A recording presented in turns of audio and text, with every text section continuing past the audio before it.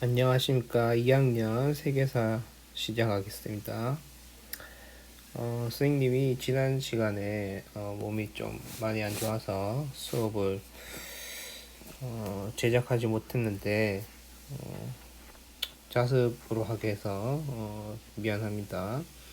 그 다음에 아직도 몸이 조금 좋지 않아서 목소리라든가 여러 가지 면에서 조금 부족할 수도 있지만 이해해 주기 바랍니다.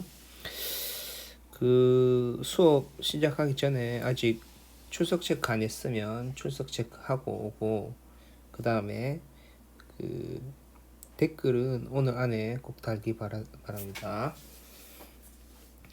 우리 지난 시간에 한 여기까지 했던 것 같아요. 그래서 가미카제라는 이 신풍 덕분에 원나라의 이 두 차례 침략에서 이제 극적으로 막아낼 수 있었다라는 거. 근데 그 이 원의 침략은 막아냈지만 그 결과가 결국 무사는, 즉 다이묘, 이때 무사는 다이묘를 이야기합니다.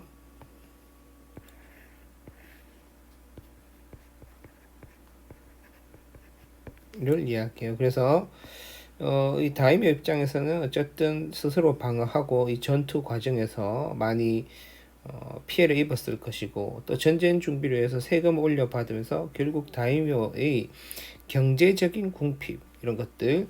근데 가마쿠라 막부 또한 이 전쟁에 어느 정도 시달렸기 때문에 이 보상을 받지 못합니다. 그러니까 지금 이거를 자세히 보면요, 봉건제도라는 게 어떤 특징을 가지고 있느냐 하면, 우리 중국의 봉건제도도 그렇고 일본의 봉건제도도 비슷한데, 이 상위에 있는 쇼군이 하위에 있는 다이묘에게 무조건적으로 충성을 받을 수 있는 게 아닙니다. 반드시 주고 받는 관계이죠. 따라서 이 토지를 제공하거나 보호하거나 이런, 아니면 전쟁을 가서 전리품을 받거나 이런 등등의 어떤 이득을 제공해 줄 때, 그때 다이묘도 쇼군에게 충성을 제공하는 겁니다. 그런데 지금 이거 보면 이득을 제공하거나 보호하기는커녕 스스로 방어해라, 그 다음에 전쟁한다고 세금을 올렸는데 그 전쟁 이후에 이런 경제적 궁핍에 대한 보상을 하지도 않았어요. 그러면서도 계속된 군력 부담 이렇게 되니까 결국 많은 무사들이 가마쿠라 막부에 대해서 등을 돌리게 됩니다. 즉 불만을 많이 가지게 되죠. 그래서 원의 침입을 막아내는 과정에서 재정 궁핍이 있었고, 또 많은 다이묘들이 가마쿠라 막부에 대해서 불만을 가지게 되면서 통제력이 약화돼요. 이렇게 되면서 여기에다가 추가로 적어 볼 수 있는 건,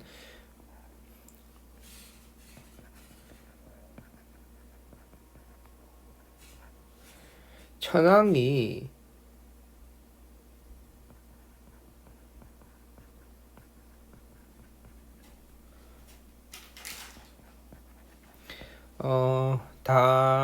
다시카가 다가 갑자기 생각 안 나네. 잠시만요. 찾아보고 올게요. 이 천황은 고다이고 천황이에요. 고다이고 천황. 어쨌든 고다이고 천황이 당시에 막부, 딱 가마쿠라 막부가 이제 다이묘들한테 약간 신임을 잃으면서 막부의 통제력이 약해지는 요 타이밍이다 이래가지고 천황이 막부 타도를 시도하게 되고, 여기에 많은 그 불만을 가지고 있던 다이묘들이 천황 편에 섭니다. 그래서 천황 편에 서서 이제 가마쿠라 막부와 전쟁을 하는데, 이때 그 당시의 다이묘 중에서 그 대형 큰 다이묘 중에서도 그 중에 아주 유명했었던 아시카가 다가오지라는 사람이 이때 천황 편에 붙어요. 그러니 당시 상황은 1차적으로는 이렇게 되죠. 이렇게 되면서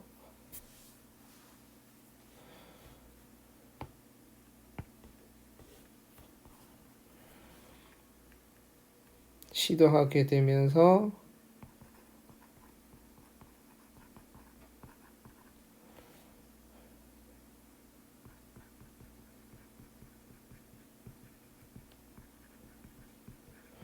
가마쿠라 막부가 되고, 이때 천황 편의 많은 다이묘 중에서도 아시카가 다가오지가 이 천황 편에 있었다라는 겁니다. 당연히 이 많은 다이묘들이 유력 다이묘들이 천황 편에 붙으면서 가마쿠라 막부는 몰락하게 됩니다. 멸망하게 되고 이제 이쪽이 이기게 돼요. 이 다음부터가 문제입니다. 천황이 타도 막부를 했던 것은 누구의 권력을 다시 회복시키려고? 예, 맞아요. 천황의 권력을 회복시키려고. 그런데 아시카가 다가오지가 천황 편에 붙었던 것은 천황의 권력을 회복시켜 주려고 했을까요? 아니면 본인의 권력을 강화시키려고 그랬을까요?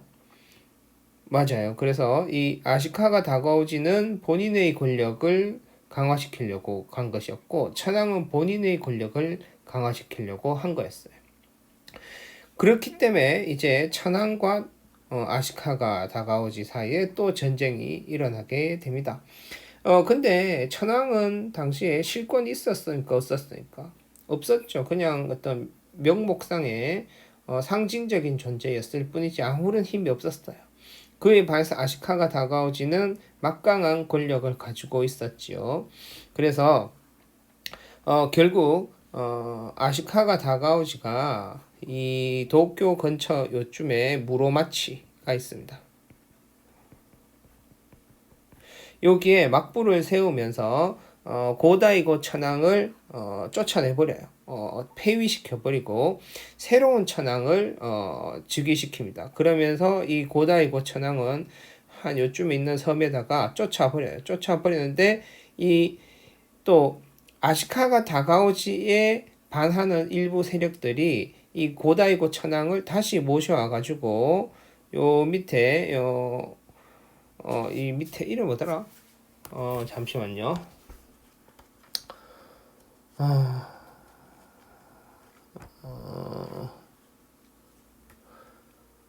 잠시만요.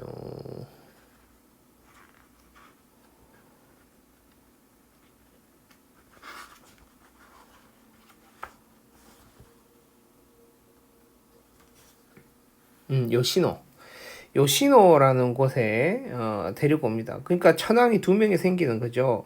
원래 있던 고다이고 천황이 요시노라는 곳에 머물게 되고 아시카가 다가오지가 세운 천황이 이 교토에 머물게 돼서 이 주를 이렇게 나누어서 북쪽에 있는 천황과 남쪽에 있는 천황 편이 서로 싸웠다라고 해서 남북조 시대라고 합니다. 그래서 남북조 시대를 거치고 이 남북조 시대마저 아시카가 다가오지가 평정시키면서 무로마치 막부가 수립된다라는 겁니다. 그래서 우리는 그 다음번에 이제 무로마치 막부에 대해서 살펴보도록 합시다. 방금 선생님이 이 화살표 안에 들어있는 스토리를 좀 이어가지고 조금 자세하게 설명했어요. 이게 정리가 안 돼 있는 거 선생님 말로 설명하다 보니까 조금 헷갈릴 수는 있죠. 약간 복잡해 보일 수 있지만 헷갈리면 다시 듣고 해서라도 이해하도록 하세요. 자, 우리는 이제 이어서 다른 학습지를 보도록 합시다. 이 명청의 건국과 발전 요 파트가 이제 우리가 보고 있는 동아시아 지역의 역사의 마지막 파트입니다. 요게 이제 중국 정근대사의 마지막이고 요 다음부터 이제 현대사로 근현대사로 넘어올 거예요. 그래서 보면 이제 원나라 이후에 이제 명나라가 성립되게 되죠. 지난번에 원이 멸망하게 되는 원인에 대해서 우리가 이야기했었죠. 봅시다.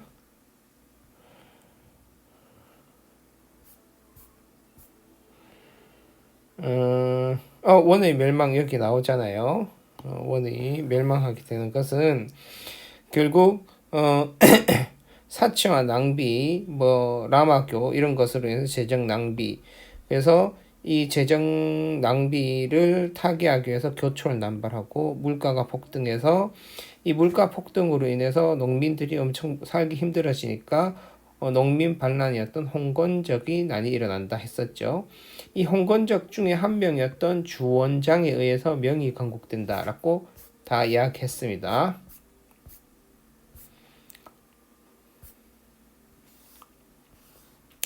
자, 이제 주원장이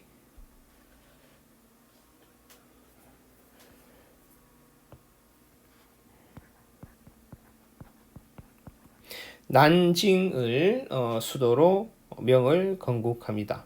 이 난징이라는 건 남경 혹은 난징 이렇게 이야기하죠. 난징이고 요걸 확대를 해서 지도를 조금 그려보면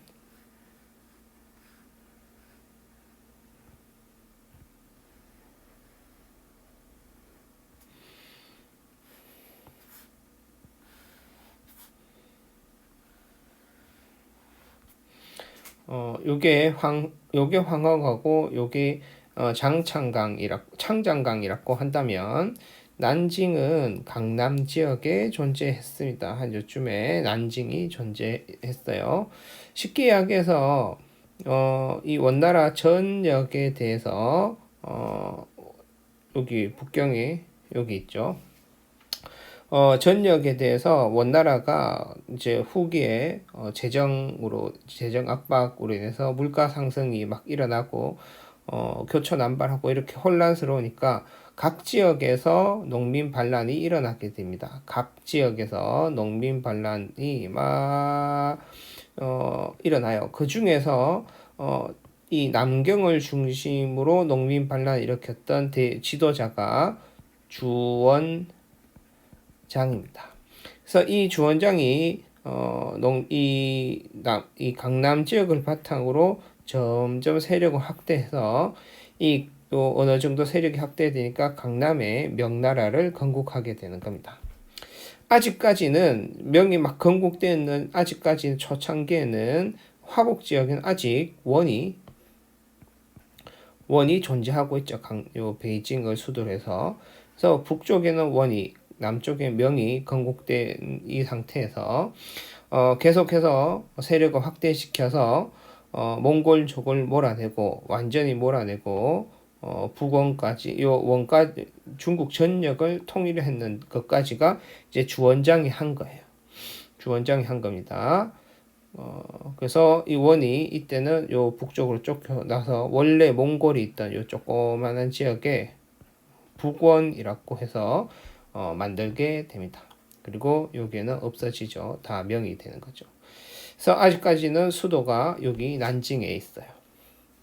그러면 이 태조이죠. 처음 나라를 세웠으니까 태조이고 이 명나라 황제 때부터는 연호라는 걸 한 명의 황제가 한 개의 연호를 쓰기로 합니다.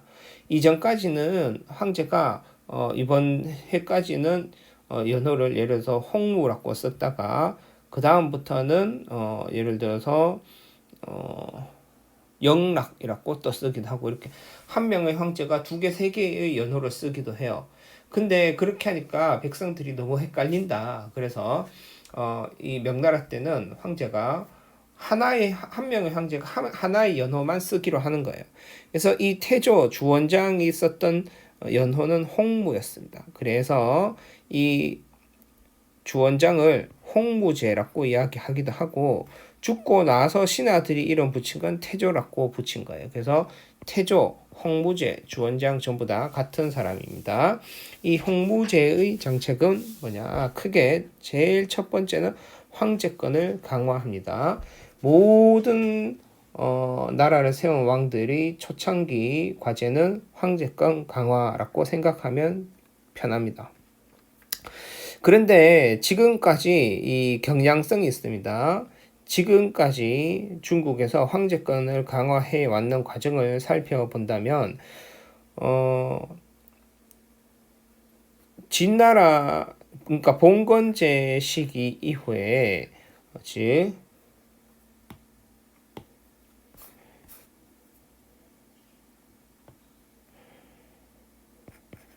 봉건제는 왕이 있고 그 밑에 제후가 있죠.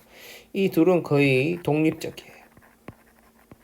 자기 왕이 직할하는 지역이 있고 제후가 직할하는 지역이 있죠. 이렇게 가다가 왕권을 강화시키는 진, 한, 요 시기에는 왕 밑에 관료를 둡니다. 이 관료를 통해서 전국을 직접 지배하게 되죠. 이 왕은 관료를 통해서 전국을 직접 지배하게 됩니다.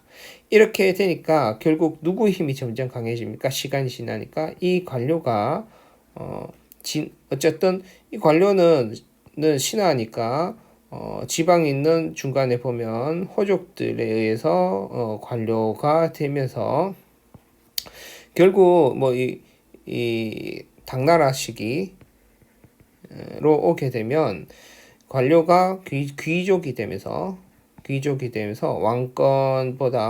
왕보다 귀족의 힘이 아주 강화되는 이런 시기가 오더라는 거죠. 이렇게 하는 중간에 이제 역할했던 게 구품중정제라든지 혹은 과거제 이런 것들로 인해 가지고 귀족이 엄청 힘을 차지했었죠. 그러다가 송나라 시대로 오면 이 귀족, 이 관료니까 귀족이나 혹은 절도사 뭐 이런 애들이 왕권을 견제하더라는 거죠. 그래서 송나라 시대 오면 문치주의를 하는데 두 가지입니다.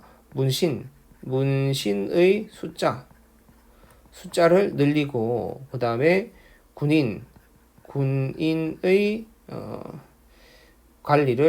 관리 감독을 황제가 독점하고 이런 방식으로 했었죠. 문신의 숫자를 늘리고 재상의 숫자를 늘리고 이래가지고 권력이 집중되지 못하도록 군인은 황제가 독점하도록 이렇게 했어요.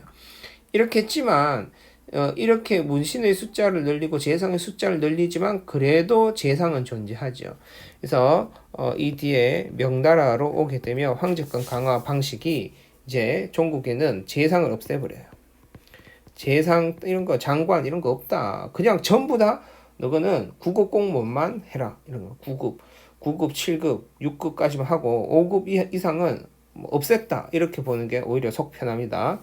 그래서 이 태조 홍무제의 황제권 강화를 좀 살펴보면 중서성 이거 귀족들이 상서, 중서, 문화성이면 중서성은 황제와 함께 정책을 결정하는 것이었어요. 귀족들, 즉 장관들이 이 중서성을 장악해가지고 권력을 강화하고 있었죠. 그래서 장관들을 없애면서 중서성도 없애버립니다. 그 다음에 재상, 즉 장관이죠. 재상도 폐지해버려요. 그러면 원래 이 상서성이라는 원래 이것도 또 한번 다시 설명하고 정리해 주자면 원래는 황제가 있으면 황제와 함께 정책을 하는 것이 중서성에서 정책을 결정하면 문하성에서 심의를 하죠. 심의를 하면 결정되면 상서성에서 실행에 옮깁니다. 근데 이제 국가가 아주 크니까 이 실행 옮길 때는 6개의 부서가 있었다라고 했죠. 그게 6부였습니다. 따라서 여러분들 중서성, 문화성, 상서성을 장악하고 있는 것이 누구였다? 즉 귀족, 즉 재상이었어요. 즉 1번에서 말하고 있는 것은 여기 있는 이 모든 것을 폐지하고 재상도 폐지하고 그래도 나라가 크니까 이 6부는 존재하는 겁니다. 그러면 어떻게 연결되느냐 하면 이거 전부 다 없애버리고 황제가 직접 육부를 장악하겠다라는 것이었습니다. 이것이 태조 홍무제가 발상한 황제권 강화 정책이었어요. 그리고 행정, 군사, 감찰의 모든 권한을 황제가 장악해버려요. 즉 여러분들 보세요. 육부 아래에는 공무원이, 즉 공무원을 이야기하자면 공무원은 육부에는 거의 90%의 공무원이 존재하고, 여기 최상에 있는 중서, 상서, 문화성에는 약 10%의 아주 고위 공무원만 있는 겁니다. 쉽게 이야기해서 고위 공무원들 다 잘라버리고 그 밑에 있는 하급 공무원들을 황제가 직접 장악하려니 여기에 얼마나 많은 부서 조직이 있겠습니까? 이러한 부서 조직들을 행정, 군사, 사법으로 분리해가지고 이렇게 정리해서 완전 분리해버리고 이거를 각각 전부 다 황제가 직접 통솔하게 했다는 것이에요. 그래서 황제가 나라에 있는 모든 것을 다 결정하게 합니다. 송나라 때는 군인에 대한 모든 것을 황제가 결정했다면 이 태조 때는 군인뿐만 아니라 행정, 일반 문과, 문신 관리에 대한 모든 것을 황제가 직접 장악했다라는 겁니다. 이렇게 하려면 황제가 어떻게 해야 되죠? 모든 것을 다 알아야 되겠죠, 기본적으로. 그렇다 보니까 정보, 감찰 기관을 엄청나게 만듭니다. 황제가 모든 정보를 다 알아들을 수 있도록. 그래서 대표적인 정보기관이 금의위였어요. 금의위. 그래서 이러한 것들을 통해서 황제권을 매우 강화한다. 이것은 과연 황제권 강화의 효율적이었고 아주 좋은 방식이었냐라고 한다면, 국가 통치 운영의 효율성을 가져올 수 있는 방법이었냐 한다면 그건 나중에 조금 이따 다시 이야기하기로 하고, 어쨌든 이렇게 황제권을 초창기에 강화해 나갔습니다. 그 다음에 유교 질서를 강화하는데 이걸 유라고 합니다. 숫자를 6유라고 하기도 하고 혹은 6유라고 할 수도 있습니다. 이거는 또 어떻게 설명이 되느냐 하면, 이 전시기 왕조가 뭐였죠? 이 전시기 왕조가 바로 몽골족이었죠. 그래서 원은 몽골인들은 유목민족이죠. 그래서 막 변발하고 막 그렇게 해요. 원나라식의 복장 이런 거 입고 합니다. 그런 원나라가 그런 것들을 막 지배하면서 당시에 한족들의 유교 문화 이런 것들을 아주 부정하게 됩니다. 그래서 주원장은 이제 원나라를 몰아내고 명을 건국, 즉 한족 왕조이죠. 이렇게 보면 몽골족을 몰아내고 한족 왕조의 부활이죠. 이 한족 왕조의 부활을 상징적으로 나타내는 건, 야, 이제 유교 질서, 한족의 문화 질서를 다시 강화하자라고 해서 반포했던 것이 6유였습니다. 6유라는 것을 반포하는데, 6유는 어떤 거냐 하면 6가지 유교적인 규범이에요. 그래서 보면 부모에게 효도해라.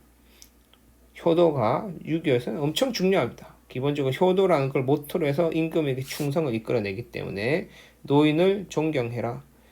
지난번에 선생님 유교 설명했는 거 다 나오죠. 어린 놈은 나이 먹은 사람을 존경해라. 자식은 부모에게 효도해라. 그래서 백성은 임금에게 충성해라 이거죠. 마을 사람들과 화목해라. 자식을 잘 가르쳐라. 각자의 본분에 만족하라. 이 본분, 이거 진짜 무서운 이야기입니다. 각자의 본분이란 건 뭐죠? 즉 농민은 농민의 본분. 너가 농민 새끼들이 괜히 공부해가지고 관리 되려고 하지 마라. 그건 너가 본분에 어긋난다 이 말이에요. 관리가 나라에서 돈도 좀 벌고 백성들 지배할 일이지, 백성에 너무 몰입해서 백성들에게 너무 이 모든 이익을 주는 이런 정책하면 그것도 그 당시에는 어긋난 거였어요. 그래서 각자의 본분을 만족하라. 그 다음에 죄를 짓지 말아라. 본분을 어긋나면 그게 죄가 되죠. 임금에게 충성하지 않으면 그게 죄가 됩니다. 그래서 이런 것들이 6유라고 합니다. 이걸 반포해서 유교 질서를 강화하려고 했었고, 이러한 유교 질서를 가르치는 학교를 설립했었고, 이러한 유교 질서를 토대로 해서 과거제를 정비하게 됩니다. 이 과거제와 관련해서는 이제 과거제 정비는 원나라 때 과거제가 초창기에는 없어져요. 아예 없애버려요. 이 몽골 원나라에서 한족의 문화를 없애면서 과거제를 없앴다가 과거제를 없애니까 관리 뽑기가 너무 힘든 거예요. 그래서 후기에 살짝 과거제를 다시 부활시킵니다. 그래서 이 과거제 정비를 과거제 정비라고 표현하기도 하고 혹은 과거제 부활이라고 표현하기도 합니다. 원나라 때 대부분 없었기 때문에 없었는 것에 포인트를 맞추면 부활이라고 말하기도 하고 후기에 살짝 부활이 되었기 때문에 그것을 다시 정비했다라고 보면 그걸 또 정비라고 볼 수 있죠. 과거제와 관련해서는 뒤에 또 뭔가 이야기하게 될 겁니다. 이 과거제는 신사층을 형성하게 되는 중요한 단서이기 때문이에요. 그 다음에 수치제도를 정비하는데 수치제도 이것도 중요해요. 어린 도책과 부역 황책을 만듭니다. 어린 도책이란 것은 뭐냐 하면 자 이것도 설명을 좀 하죠. 어린 도책은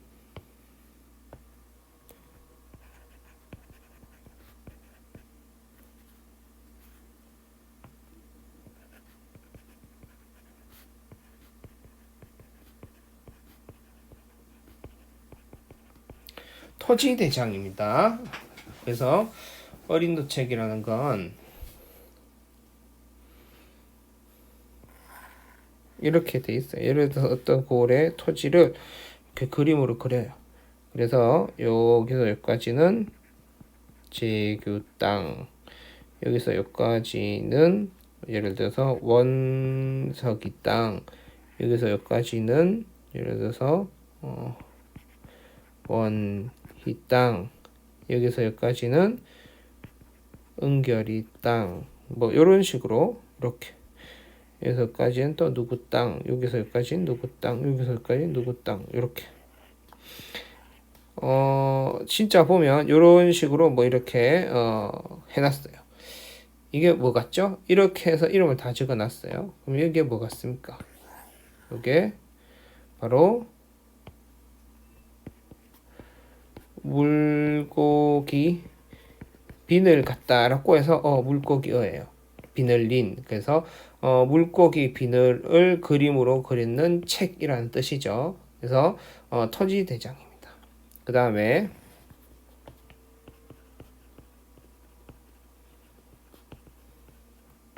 부역황책. 그 다음에 부역황책은 이거는 뭐라 해야 되지? 조세대장하고 비슷한데 이게 이렇게 책에다가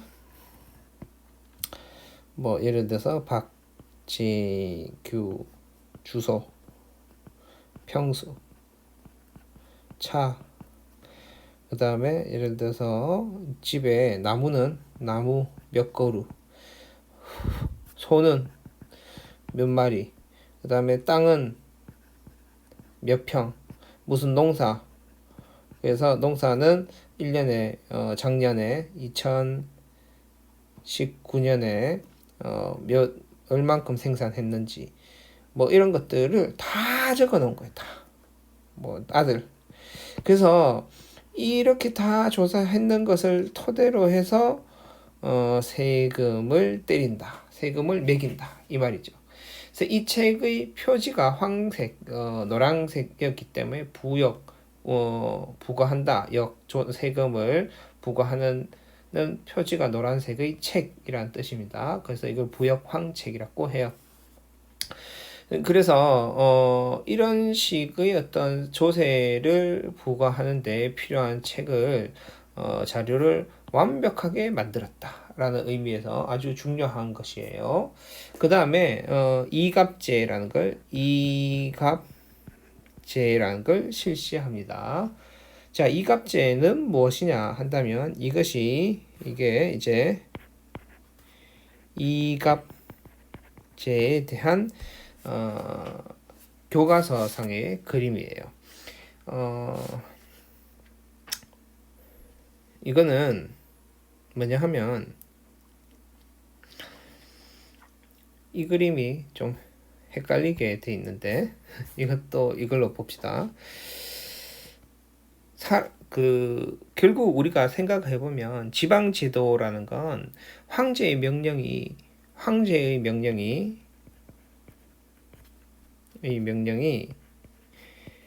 지방에 있는, 예를 들어서 박재규에게까지 전달되고 세금을 거두는 것이 황제에게, 박재규가 낸 세금이 황제에게 전달되는 것의 여부라고 할 수 있겠죠. 지방 제도가 잘 된다는 것. 그러면 어떻게 저 서울에 있는 황제의 명령이 저기 밑에 있는 지방에 있는 데까지 올 수 있느냐라고 한다면, 결국 사람을, 즉 담임 선생님이 예를 들어서 반에 있는 누군가에게 전달할 때, 무슨 내용을 전달할 때 다 불러 모아 가지고 전달할 수도 있지만, 그것보다 더 간편하고 쉬운 방법이 뭐가 있습니까? 반장한테 불러가 반장한테 전달해라 할 수 있죠.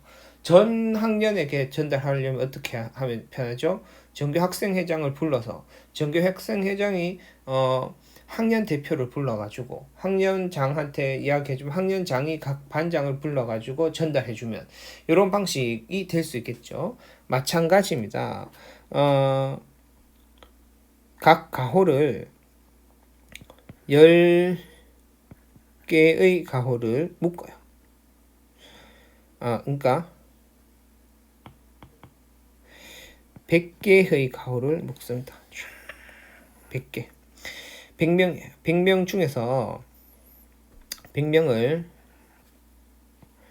10개씩 묶습니다. 하나, 둘, 셋, 넷, 다, 여, 일곱, 여덟, 아홉, 열. 이렇게 해서 10개씩 묶어서 100집을 만드는 겁니다. 그러면 여기 안에 다시 10집이 있겠죠. 이거 10개는 안 만들게요. 10집 있겠죠. 그리고 특별하게 다시 10집을 한 개 묶어요. 그리고 이게 한 세트입니다. 즉 이 한 세트는 110집이 한 세트예요. 그러면 이 110집의 대표를 한 명을 뽑아요. 이 대표 한 명을 2장이에요. 2장 한 명과 갑수 한 명을 합니다. 쉽게 이야기해서 여러분들로 치면 이게 반장이고 이게 부반장이에요.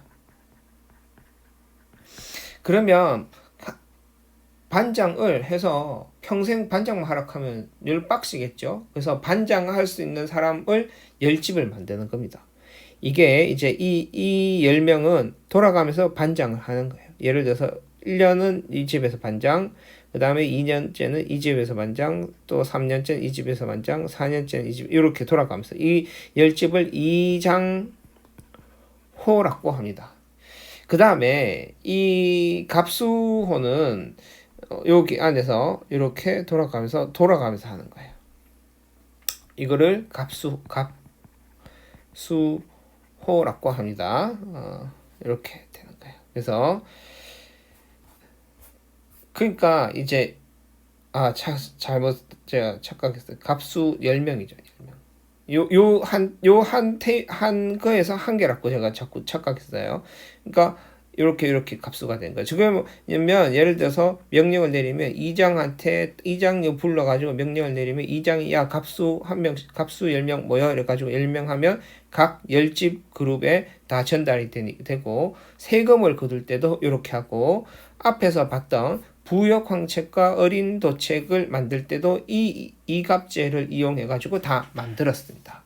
이게 결국 이갑제라는 건 향촌 통제 시스템, 향촌의 명령 시스템, 통제 시스템이라고 이야기하면 될 것 같아요. 그래서 이갑제라는 걸 실시해서 황제의 명령이 그냥 지방에 있는 지방관에게까지 전달되는 것을 넘어서서 그 지방관의 명령, 즉 황제의 명령이 각 지방에 있는 각 가정에 전달되는 그 시스템을 완벽하게 만들었다라고 보면 되겠습니다. 그래서 결국 이것 또한 황제 체제가 얼마나 강화되었는지를 이야기하는 거예요. 참고로 이야기하면 그러면 이장호로 뽑힌 사람들은 누구냐라고 이야기한다면 재산이 많은 사람들이에요. 이 110집 중에서 가장 재산이 많은 10집을 뽑아서 이장호를 만듭니다. 왜 재산이 많은 사람들에게 이장호를 주느냐 하면 이 이장호의 가장 중요한 임무 중에 하나가 세금을 거두는 겁니다. 그러면 이장호가 이 얘들한테 세금을 거둘 때 조금씩 더 걷어서 뭐 이장이 떼먹을 수도 있겠지만 역으로 흉년이 져서 이 얘들이 세금을 낼 도저히 능력이 없다. 그러면 누구라도 세금을 내야 된다. 이장이라도 그동안 얘들의 모든 세금을 이장이 책임지고 내야 되는 거예요. 그러니까 뭐 돈이 많을 때 이 110집에 돈이 많을 때는 이장호가 세금 거두면서 콩고물을 좀 뜯어 먹을 수도 있겠지만 반대로 역으로 그의 흉년이 들거나 상황이 안 좋아져서 이 돈이 없다 그러면 그때는 이장호가 책임지고 모든 돈을 내야 되는 거예요. 그렇기 때문에 세금을 내야 되는 거예요. 그렇기 때문에 이장호는 그 여차하는 상황을 대비해서 돈이 가장 많은 사람을 이장호로 땡기는 겁니다.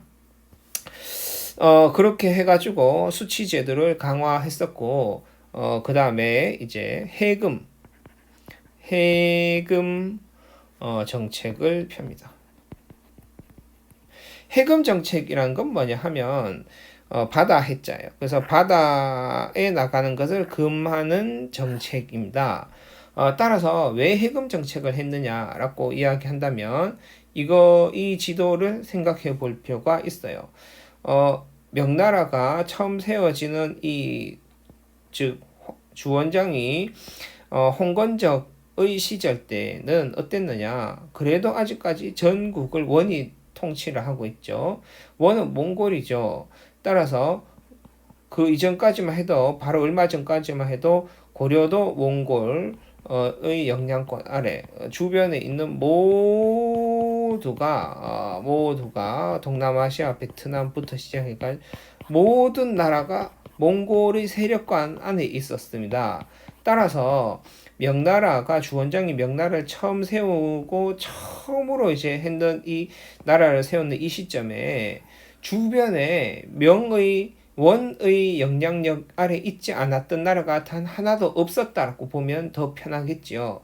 따라서 섣불리 외국 세력과 교역을 하는 것은 잘못해서 외국의 원나라의 스파이를 들여오게 하는 들여오는 실수를 범할 수도 있는 것이고, 혹은 그렇게 교육을 통해서 전달하는 과정에 외국의 즉 원나라의 어떤 협조 세력들이 명예에 침투할 가능성이 있었던 겁니다.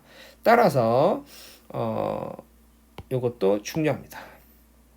조공무역만 허용했다라는 건 이거 되게 중요하고 헷갈려요. 전통적인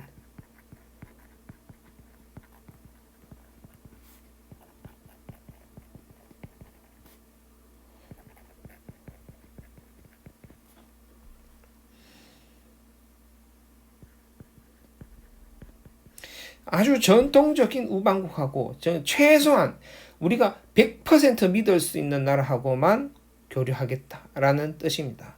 그 말은 곧 그만큼 안정적인 외교 관계를 하겠다라는 거죠. 쉽게 이야기해서 이렇게 하면 나중에 되면 이것은 명나라의 외교적인 정책의 팽창 정책이겠습니까? 아니면 쇄국 정책일까요? 그렇죠? 이것은 바로 쇄국 정책입니다. 다른 나라와의 교류를 최소화하는, 즉 그래서 국제적인 명의 영향력이 아주 축소되는 결과를 내리게 됩니다. 이렇게 되고 지금 이걸 보면 요거는 이제 다음 시간에 이 성조 영락제를 설명하면서 같이 보도록 하겠습니다. 조금 더 했으면 좋겠는데 선생님 몸이 아직까지 안 나와서 여기까지만 하고 다음 시간에 이어서 하도록 할게요.